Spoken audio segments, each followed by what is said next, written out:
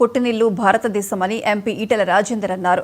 చంపాపేటలో నాగేశ్వర ఆయుర్వేద ఆసుపత్రిని ఆయన ప్రారంభించారు. ఈ సందర్భంగా ఆయన మాట్లాడుతూ కరోనా వచ్చినప్పుడు అన్ని దేశాలు భయపడ్డాయి, కానీ భారతదేశం మాత్రం ధైర్యంగా ఉండడానికి కారణం భారతదేశంలో లభించే ఆయుర్వేద ఔషధాలే అని చెప్పారు.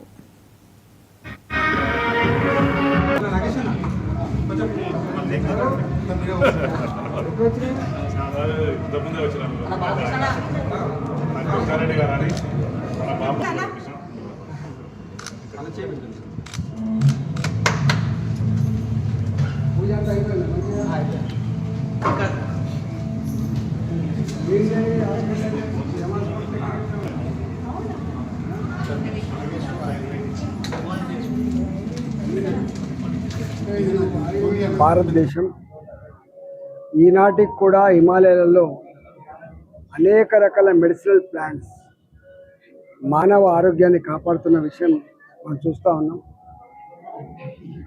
కరోనా వచ్చినప్పుడు అన్ని దేశాలు బెంబేలెత్తితే కన్నీళ్ళు పెడతా ఉంటే ధైర్యంగా ఉన్న ఏకైక దేశం భారతదేశం.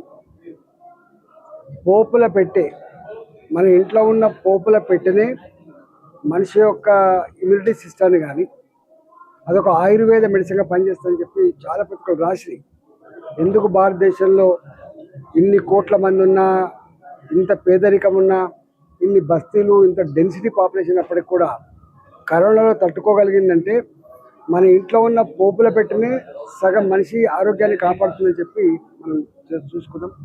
వాళ్ళు లక్షలాది మొక్కలు, లక్షల రకాల ఔషధాలు ఆయుర్వేదంలో పనిచేస్తూ ఉన్నాయి.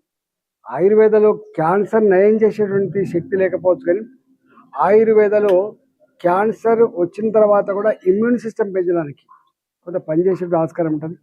క్యాన్సర్ రాకుండా, ఇతర రోగాలు రాకుండా